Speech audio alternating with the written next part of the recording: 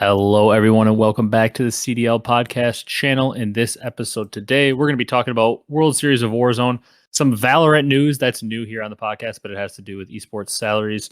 Going to talk about MW3. We had some, I guess not leaked, it was officially put up by them, some looks at the maps and a little bit of movement in the game. OpTic announced a fun Black Ops 3 event. We've got maybe the CDL going to London, lots of stuff to talk about. News-wise, and that's pretty much going to be all we're going to do today. Just dive into some news and go from there. So if you guys enjoy this one, be sure to leave a like, comment, and subscribe on YouTube. Drop a 5-star review. Drop a follow on the audio platforms. We appreciate all the support. And without further ado, let's jump into this one. Brock, how you doing today? Ooh, doing pretty good on this fine Monday. Football Sunday was yesterday. Good old Falcons beat the Packers. Love that. Even though this is a Call of Duty podcast channel. Falcons, yeah, especially for you, because it's good pride to have, because we live in Wisconsin and are around a lot of Packer fans. Falcons got a W, and it did not look like they were going to get a W for a while. No, they came back from 12 down in the fourth quarter, which I was surprised, because usually just don't come back on leads like that. Yeah, usually in the recent years, the team that's blowing the 12-point fourth quarter lead. Yep, but they clutched up this week. I'm glad they did it. 2-0, baby. Yeah, but we can maybe talk a little football at the end too. But let's jump into some of the random stuff we have to talk about today. We've been saying this a lot recently, but it's probably going to be a little shorter because honestly, we just want to talk a little bit of news and just get some content out to you guys so we can keep going with the uploads and the podcast. But overall, not a ton to talk about this week. Have some interesting topics though that more revolve around like the whole of esports and like the ecosystem of the scene, including like some World Series of Warzone players, maybe wanting to switch and stuff like that. But the first thing I want to talk about is the Evil Genius salary report, because I think you and I are probably going to line up with the same opinion on it, but I'm curious to see if we maybe differ or how much we differ from like other people in the space. So the Valorant champs, EG, obviously they won the world championship. Apparently they're going to have their salaries cut, or the organization wants to cut their salaries down. Because they were making apparently upwards of 25K or around 25K a month. We've heard something similar like this in Call of Duty, where obviously the Thieves had their salaries cut after winning the world championship. So I don't know. It's a weird ecosystem. Obviously, like in an ideal world, I'm all for players getting paid. I love if they can make more than 25K a month. Yeah, it'd be ideal. But in the current ecosystem we're in, I don't see why this is getting as much outrage. I agree. It's not the thing you want to hear after you win a world championship is, hey, we're going to have to cut your salary. But with the current state of esports and how much money we're paying players like this, I just don't think it's sustainable to be paying these players 25K a month when their return on investment, like I know these orgs are not making money off that as much as we'd love them to. Just right now, paying players 25K just isn't justifiable. Yeah, they're just taking the loss for the short term, for the long-term goal. Yeah, and it's just not sustainable, I don't think. Like, is there a world where one day 25K becomes a cheap salary? I definitely could see that being a thing. But that's not right now. Yeah, definitely not right now, but hopefully one day we can see players making over 100K a month. And like, I do understand that Valorant on a scale is much bigger than Call of Duty, so the salaries are probably going to be bigger. But once again, they're doing this for the health of the organization and the esport, and doing this so they can ideally pay players more and more as time goes on. But they can't pay players more in the future if their org goes out of business because they're losing so much money. Yeah, the players are just cut the salary down. Got to see the vision for the long term. And once again, like, I think you'd agree, but we get it from the player standpoint. Like, you just won a world championship and you're being asked to take a pay cut. Obviously, I would be like, why would I take a pay cut? I just won a world championship. So I get it from the player's perspective as well. It's not like I'm like, automatically they should just be like, yep, this is esports, I'm going to take a pay cut. Because as weird as it sounds, I'm sure they could probably go to a different organization and get something close to what they're making or more. Somebody will shell out the money. But like, man, it's just tough. And I get both sides. I get the players wanting to be paid as much as possible, and I get the org being like, hey, we've got to pay you less or we're going to go out of business. It's just a tough situation. And I think at some point there's going to be a correction where like all orgs are just going to have to say, we're just paying less. And that's what it's going to be. Yeah. For that. Until every org gets to that point, there's going to be the random ones that are just willing to just dump money, and we're just going to have to deal with it until every org gets to the point and says, this isn't sustainable. Yeah, definitely agree on that. Just it's really a sticky situation, I guess, for right now. Yeah, and it's scary because we maybe will be losing players to streaming and stuff because I guess I don't really have as good of a Valorant like example for it because I'm just not super in touch with the Valorant scene. Like I enjoy playing the game and I'll watch a competitive match here or there, but I don't know the players as well and content wise. But like Scump's the classic example. Like obviously his salary wasn't being cut that much. He was making a ton of money in terms of his salary. But like let's say you were to say a guy like Scump with that content ability and that streaming ability, how much money he could make off that, you're to tell him to take a massive pay cut. Like you're gonna lose a lot of players that way because like if I'm Scump and I'm gonna make well over the amount of money making content as I am in a competitive scene, and then you're also telling me to take a pay cut, I'm just gonna say screw that. I'm getting rid of the stress and I'm just streaming and making a ton more money. Yep. So it's a tough spot to be. But we're hoping in the perfect world players can get paid this much and orgs can also make money, but we're just not there yet. So hopefully we find that solution soon. Not quite there, but we'll keep moving and hopefully in the future. Yeah. On a more positive note, we saw our first look at MW3 maps. Obviously, we're not evaluating them to see if they're going to be good maps because we know these maps, but the maps remastered were looking good. Like the color on the maps and everything, the visibility looked really good. I thought the maps looked pretty much the same. We saw a little bit of a clip of a player on high rise, doing some movement, mantling some stuff. The movement looked quicker than MW2, which is a good thing. The mantle looked pretty fast. It looked like you're going to be able to really finesse a little bit with your movement. Yeah, Look good. it looked a lot better than MW3 or MW2.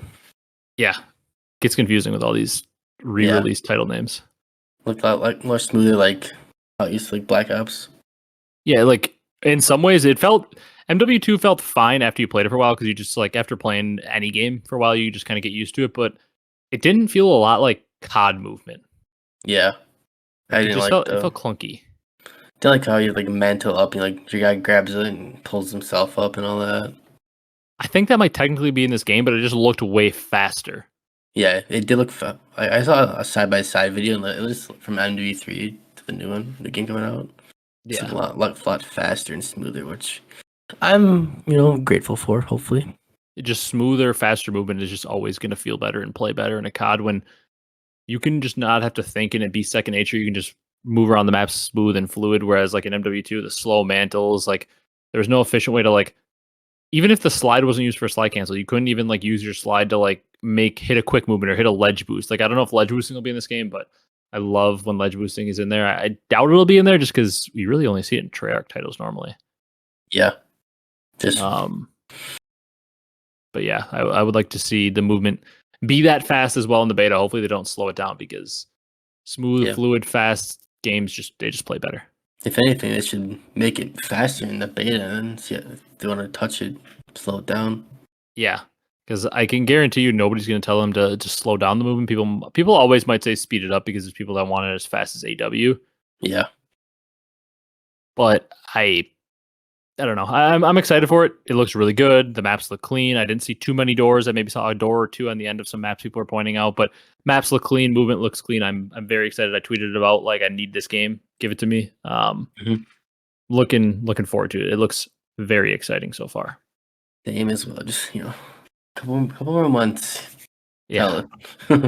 I did see too that they apparently, I forgot where I saw this, but I thought they said there was going to be 3 new 6v6 maps in season 1, which I'm also very excited for. I thought it was 3, maybe it was 4, but I'm also very excited for that because like I said, as much as I want to play these old classic maps, I do like when we have new maps. So 3 or 4 6v6 maps, hopefully we can get at least 1.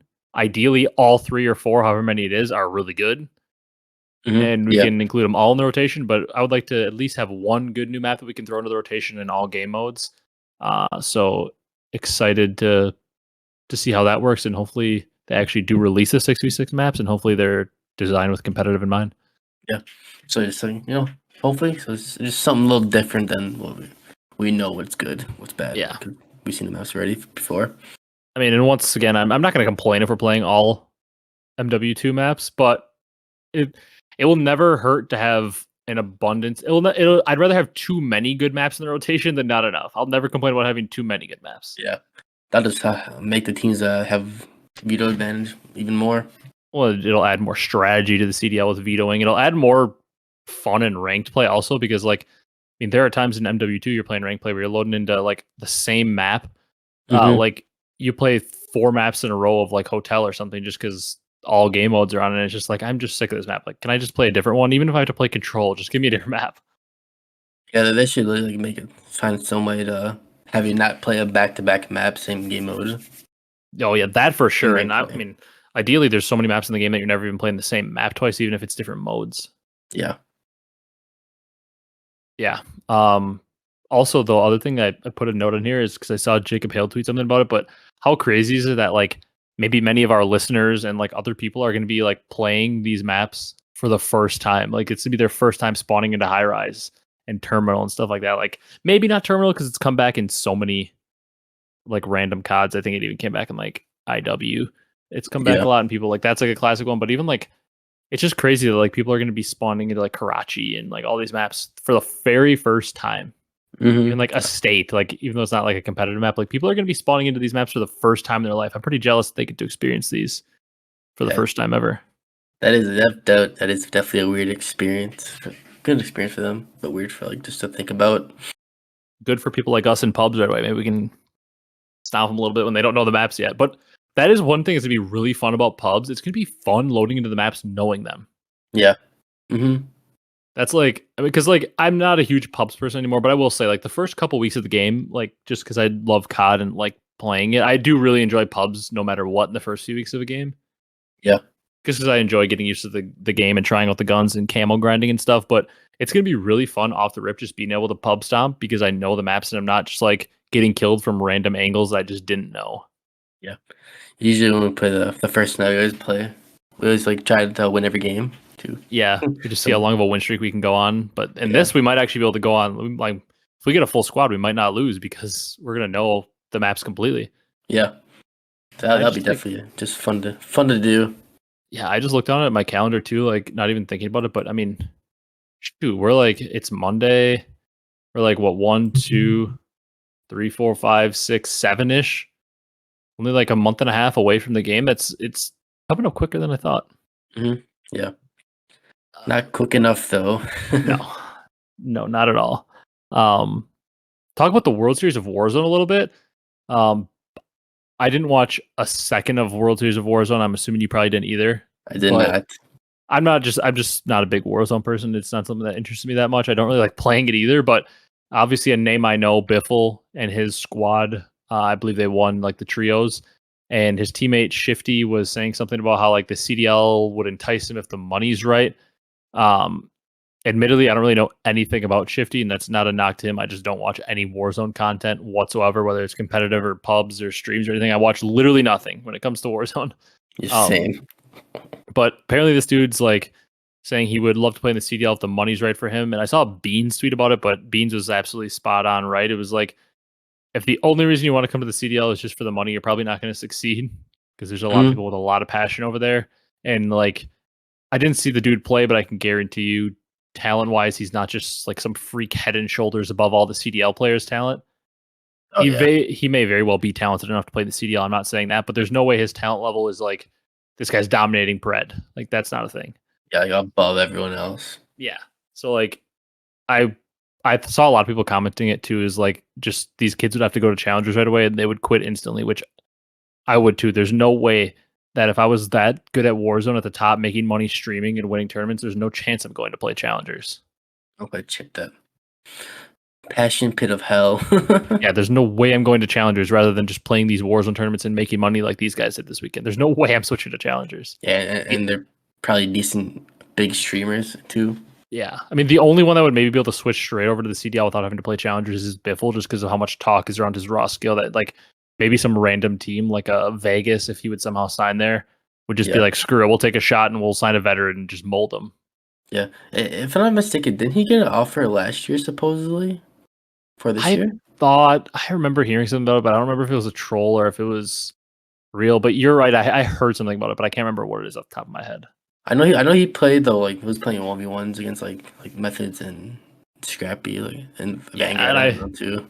I saw Zuma tweeting about that because some of the Warzone kids didn't know that like Zuma's like, yeah, the 1v1s are fun for content and stuff, but they mean nothing for Yeah, if you'd be a good CDL player. Obviously, like it's good gun skill, but gun skill, as weird as it sounds, is not as important in terms of the team landscape in the CDL. Like obviously you have to have some good gun skill to be a good player, but routes and teamwork and communication and like knowledge of the game and just like knowing when to go, when to stop, when to make this play, when to make that play is like the so sport much more. decisions as well.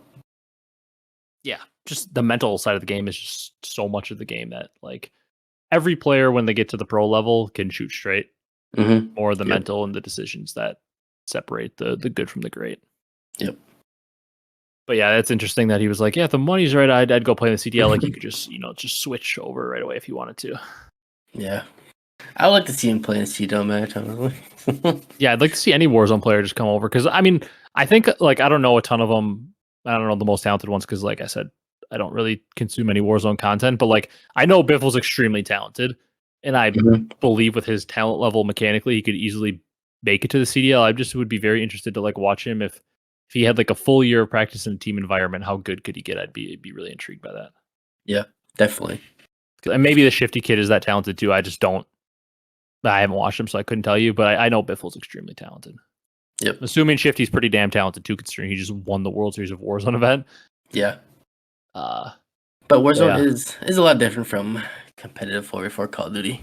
Yeah, I did see it peaked at like 380K, like slightly above the CDL viewership, which is, I mean, I love to see it. Some people were like, that's scary for the CDL that it got more, but Warzone is huge and it really wasn't that much more than the CDL, which is kind of intriguing in a way for the CDL, but viewership was good on it. Now, hopefully, like one of these pros decides to, head over to the CDL and drag their viewers with.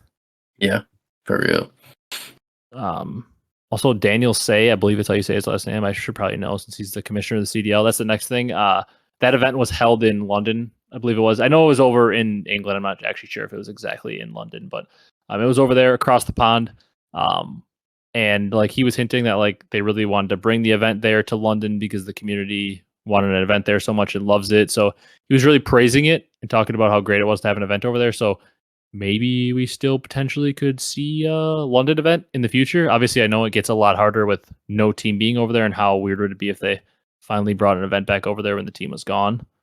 Mhm. But hopefully one day we can see an event back there and they do international, because I mean they've done like the Columbus event and stuff where there's no team there. Yeah, just a neutral site. I mean, I would love it. I would love to go on an event to an event in London, but yeah, it'd be interesting to see if they could bring it back there. Yeah, hoping for it though. That's for sure. Yeah, because the energy there is always electric. Yeah, sure is. Let's see. What else we want to talk about here? I saw a tweet from, I was going to say Jacob Hale, but I think this one was from Crone from CDL Intel. Yep. He said, who are the biggest hot and cold players in the game? They're either dropping 30 plus kills or going triple negative. I wanted to go back to that post because I thought that was just a interesting, like, quick topic to talk about. Yeah. I'm going to go find that post again. The first one that came to my mind was Hook.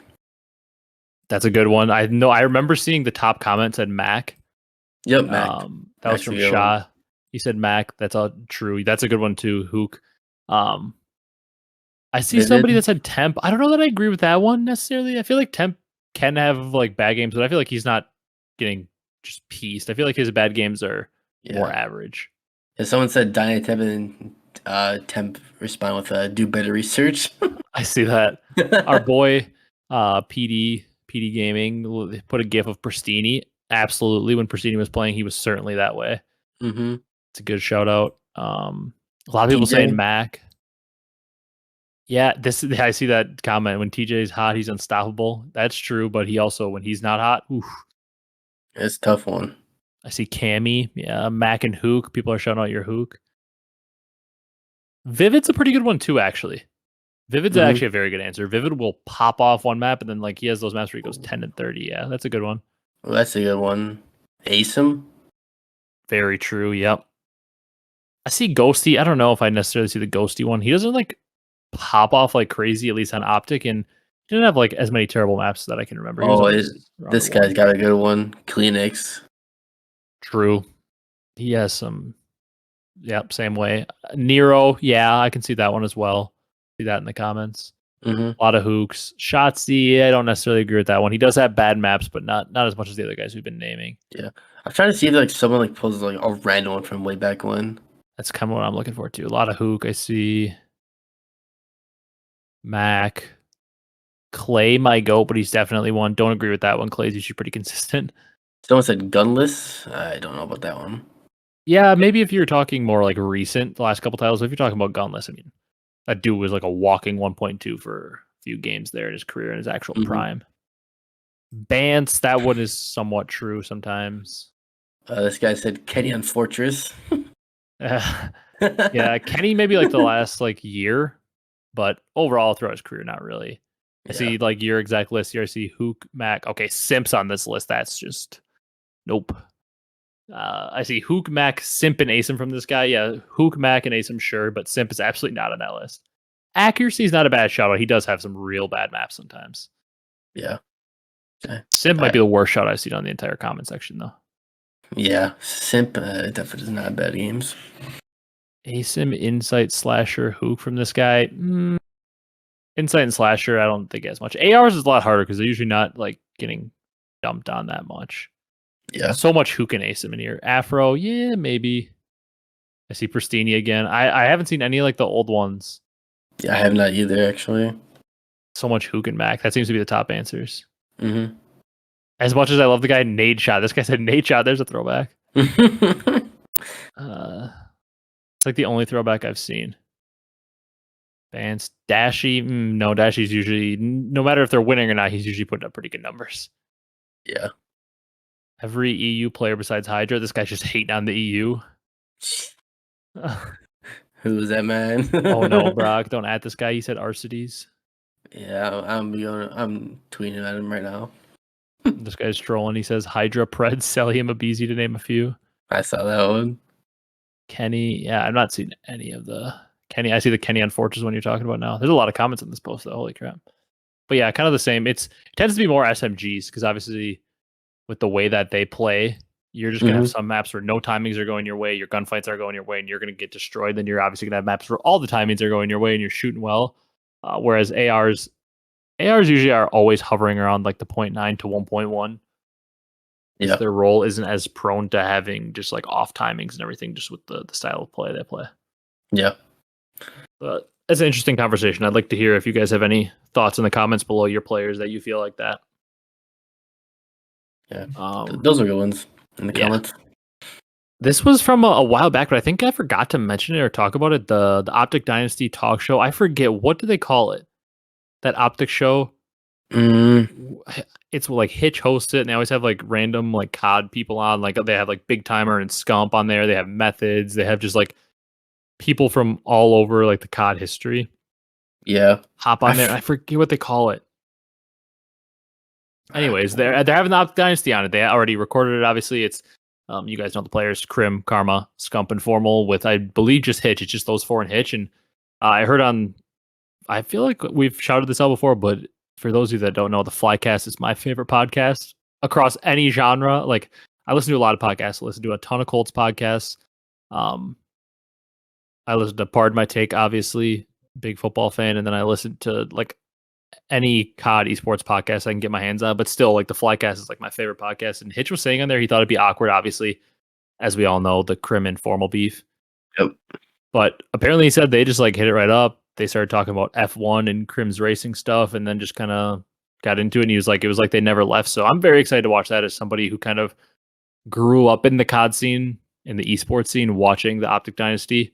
And I was a big Formal fan back in the day, switching over from Halo. So yeah, I'm very excited to watch that. Any content that involves like older COD teams from like the pre-AW even through the Jetpack era, like any of that content, always just I'm really interested in it. Yes, I am. I'm too. See what they talk about back then, but the event and stuff is just really intriguing and interesting to me. Yeah, and I feel like we learn, like we hear so much about the modern day. Like we hear about all these stories with all the intel accounts, but I feel like there's so many stories and stuff from back then that we just don't even know about at all. Mm-hmm. And let's be honest, the tournaments were just so entertaining. They were even more entertaining back then with all the teams. So like I'm just interested to hear if they have any stories they come up with from those. Yeah, that'd be. I'm waiting for that to come out. Yeah. Is Then there our last thing, what'd you say? is there a date on that coming out, or we don't know yet? I don't know. I know they tweeted about it a while ago. What did they tweet about? Forgot where it is here. I just want to say it was like early September. Yeah, I mean, September 5th was when CDL Intel tweeted it said like OpTic Dynasty soon.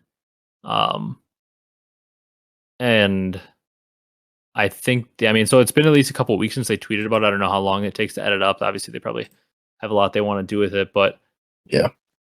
I don't see any like release date unless I missed it. But I would think somewhat soon since they like said it happened like 2 weeks ago. Yeah. Then the other thing we have a release date for, though, that I'm very, very excited to watch. This was just announced today at noon, just a few hours ago, and they said OpTic Legacy versus OpTic Texas Black Ops 3. The OpTic Legacy match. It's getting streamed on twitch.tv/Cash App. So it's sponsored by Cash App. I don't know if it's like for charity or anything, but it is sponsored by them. I'm assuming they're probably going to do it in like the esports arena. Oh yeah, Because 100%. I think Crim lives in Texas, if I'm not mistaken. I could be wrong. Obviously, like Karma, Bo, Scump, and the OpTic Texas team live there, so Crim would be the only one in question. But either way, I'm sure he'd fly out like he's going to for the Black Ops 2 event. But it's incredibly fun. Obviously, it's the OpTic Dynasty minus Formal, add in Bows, because I'm pretty sure right Halo Worlds is coming up, so I don't think Formal wants to take all his time off to grind COD for an event and play that. I think he's Yeah. locked in to Halo for Worlds. He's a So little Bose busy is with taking Halo. his spot. Yeah. And we know Formal, when he grinds, so he doesn't have time for anything else. Mm-hmm. Wonder what squad's gonna win. Yeah, as much as I would love to be like the OpTic Dynasty, like even if they add Bose in, they're gonna win. But it feels like with the game choice they were kind of set up, because I think like Dashy and like a lot of these players have been playing Black Ops 3 this offseason. Yeah, I saw a bunch of people playing like Black Free Wagers like earlier in the summer. And I don't even know how much Bose has ever even played the game, because I remember he played like that one series as a fill-in for TK when they tried to qualify for the league, and he actually played really well. Like he obviously didn't play much like pro matches. And I'm sure Crim hasn't been playing any COD lately. Karma probably really hasn't been playing any lately, and Scump said he hasn't been playing any lately. So the way these guys are, though, the ultra competitors they are, I'm sure they'll like secretly hop on the game a little bit in practice. Yeah. So I'm hoping we get a really entertaining match. But I just wish it was the OpTic Dynasty. Like I mean, that's not a thing everybody knows. I love Bose, but I would just love to see if it was Formal. But I'm also excited to watch Bose because he is hilarious, and he's also, people like to bash him, but he is very good at Call of Duty. Yeah, he definitely is. I wonder if they're gonna do like a one shot, like just Trolley 2. Yeah, like all snipers match or something. Yeah, that'd definitely be fun to watch. Yeah, I'm looking forward to watching. I'm assuming, yeah, because I want to go to the game, the Colts game on the 8th of October. So yeah, that's a Sunday. So I'm assuming it'll probably be like a Sunday afternoon thing, maybe. Yeah, or a Sunday night. But I'm very excited to watch it. I wonder what it'll be, like a best of 7 or best of 9, or I don't know what they're going to do for it, but very excited to watch. Mm-hmm. Same here as well. That was pretty much the last thing I had. I mean, we're only at like 30 minutes. We could talk 5-10 minutes or however long about a little bit of football from the weekend if you wanted to. You can now talk about your Falcons. Get the W. We talked about that a little bit everywhere, obviously. Eat the W. Yeah, I was definitely you know what? It was a happy time for me. I'm sure you were getting a little nervous when fourth quarter they were down like what, 24-12 or whatever. Yeah, I was getting a little nervous. I'm like, well, we're about to lose again. What's new? Yeah. And then they pulled through, made some good plays, and Bijan's a stud. Yeah. I was watching that game, and because we were watching the Colts game. I was with my dad. We were watching the Colts game on like the main TV. We had another TV set up. Had just like the Packers on mute in the side just to watch it, because I kind of also like the Falcons. I like a lot of players in that team, so I was just like, wanted to watch the game, wanted to see Bijan, because I didn't get to see like any week 1 action really, like since I was at the Colts game. Like I didn't get to see all those other noon games. I didn't get to watch any of them, or 1 o'clock games for those of you on the East Coast. So I didn't get to see like Bijan and all those dudes play. So I really wanted to watch that. And that 4th down play late in the game, I thought it was, first of all, it was ballsy that they ran. It was like 4th and inches, and they ran a toss. Yep. And it looked like he was dead. I'm not gonna lie. It looked like the play was dead. They were gonna turn over on downs. And then Bijan just hits a dead leg, jukes somebody out, and gains a bunch of yards on it. And I was like, this dude is something special, because it looked like he should have been tackled for a loss in that play. Yeah. He'd be juking everyone out of his shoes when I was watching. Dead leg is insane. He's like going full speed, and his full speed is not slow. He is a quick dude for how big he is. And like he'll be going full speed, and he just stops on a dime, like no hesitation, instant stop, and people just go flying by him because nobody else can stop that quick. Yeah. But, they give the ball to Algier a lot. Yeah. He's not bad either. He's actually pretty good. But yeah, obviously, he's no Bijan. Yeah. It is good, like, 1-2 punch, I guess.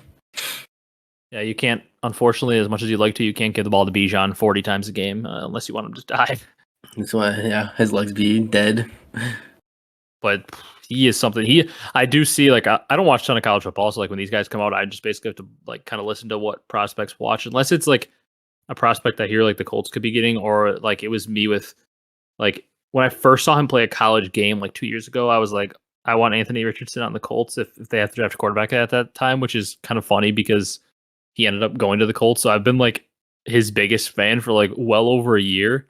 And then he just ended up going to the Colts. So I was very excited about that. But like I didn't see much of Bijan. I just heard everybody saying like he's the most like guaranteed running back prospect in a long time. And everybody compared him to Saquon. And I can see the comparisons because he can catch the ball. He can juke everybody out of their shoes. But also if he has to lower his shoulder, he's going to go through you. He's like the full package, a lot like Saquon. Hopefully he has better luck with injuries than Saquon. Yeah. They also line him up a lot as receiver, which I like. Yeah, I saw like a 3rd and 3. He had a nice little move for a slant over the middle and caught a nice ball from Ritter. I was like, damn, not a lot of running backs can just so easily line up wide and run a nice route like that and catch over the middle. Yeah, it is nice to have. It's a Swiss Army knife, I guess. Yeah, he's a weapon out there. But I will the Colts say also got their first win. That's nice. What were you gonna say? Before you say that, I was gonna say I would like the Falcons, maybe give Kyle Pitts in the game more involved more. Yeah, they only drafted the most arguably physically gifted tight end of all time, 4th overall, and they just refused to use him since his rookie year. I know. I don't understand it. I really don't. Yeah, he's like one of the most physically gifted football players you've ever seen. Just such an athletic freak, and they're just like, yeah, we're just gonna use you as a decoy. Like every time I'd look over there, I swear it was like tight end screen to Jonnu Smith, throw over the middle to Jonnu Smith, and I'm like, okay, I get it. Like Jonnu Smith's not a bad tight end, but like, come on, we have Kyle Pitts. Maybe the tight end screen should go to him. Yeah, using Kyle Pitts as a decoy and blocker. It's like, nah. It's not what you drafted him for. You don't draft a guy that talented to just be running around out there as a decoy. Yes, literally. Yes, the Colts still did get the win. Yeah, I mean, Anthony Richardson, since he got hurt, I can say this, he was going to have 14 touchdowns. Nobody can dispute it. He is scoring left and right and early. He looked so good. The first drive, I follow a lot of random like guys that do like Colts content and stuff on Twitter. And dude, after that first drive, like people were saying, is that the best drive we've seen since like Phillip Rivers was the Colt? And I'm not kidding you, it was. He was carving up the defense, throwing to my boy Pittman, and he hit Downs over the middle on a nice 3rd down. And I believe he hit Kylan Granson for a nice shot on that drive. And like he was like 4 for 5 or 5 for 6 on that first drive, just dotting him up. And then obviously runs in a touchdown. They get the ball back off a nice forced fumble, and then they run that disgusting like fake reverse to Josh Downs, and he scampers in for like a 20-yarder. Doesn't see the guy coming from his left, takes a little bit of a high cheap shot, and then falls over, bangs his head on the turf. Played like a drive or two after that, and then self-reported his concussion symptoms and was out. And then Gardner Minshew tore it up. Gardner, he played really well. I'm glad to have him. He's arguably the best backup quarterback in the league. Yeah, he's kind of underrated. He'd probably be a starter on a few teams. I bet you he's better. I mean, he's damn sure better than any starter the Cardinals have. Yeah, definitely. He's definitely better than Josh Dobbs and Clayton Tune. Yeah. But yeah, Richardson looked incredible. I just hope he is able to stay on the field coming up here. But he had some weird injuries. Like he got crunched going to the goal line in week 1, and then this one was kind of a cheap shot. He was like crossing the goal line, and a dude speared him in the head, and then he fell over. But he looks incredible. The Colts look pretty good. I mean, I thought they'd be a competitive team this year, but interested to see how they play against the Ravens. I think they might sit Richardson just because they sat a guy who cleared Alec Ogletree, a tight end who cleared concussion protocol on Saturday. And they were just like, yeah, we're not going to risk it. We'll sit you. So I would maybe think they would do the same thing with Richardson, but we'll see because I hope they play him because Richardson versus Lamar could be a very entertaining matchup to watch. Mm-hmm. Yeah. Two dynamic guys. Yeah, who knows if Richardson keeps playing as well as it is, Colts, they get in the playoffs, do some damage. Yeah, I mean, division's weak. Jags looked vulnerable this week. Obviously, there's a long way to go for the Colts to even come close to that. But yeah, I mean, the roster, the defense, Rover Stewart, DeForest Buckner, and the whole D line is incredible. The secondary is kind of weak, but they basically have like all rookies playing. But the front seven of the Colts defense is really good. The offensive line looked back to their form in 21, and Zach Moss looked pretty good. JT is coming back week 5. Receiving core looks okay. Tight end room is pretty good. Like overall, I think the team is. I mean, they might win 5 games this year or whatever, but I don't think they're going to be a team that's going to be an easy out. They're going to be a very competitive team in a lot of games, which is at least fun to watch because, I mean, any Colts fan knows all you're doing this year is watching Anthony Richardson and seeing if he can be the guy. And then if they just win some games along the way, it's just more fun. But, yeah. I mean, if they can just be competitive in every game and Richardson shows he's the guy, that's best of both worlds. You get to have some entertaining games and also watch him. Yeah, definitely. That's pretty much all we had for football talk, though, because I mean, we could go all around the NFL, but that would just take forever. We can pretty much just cover our 2 teams and move it on. Yeah. I got nothing else, really. All right. We can wrap it up.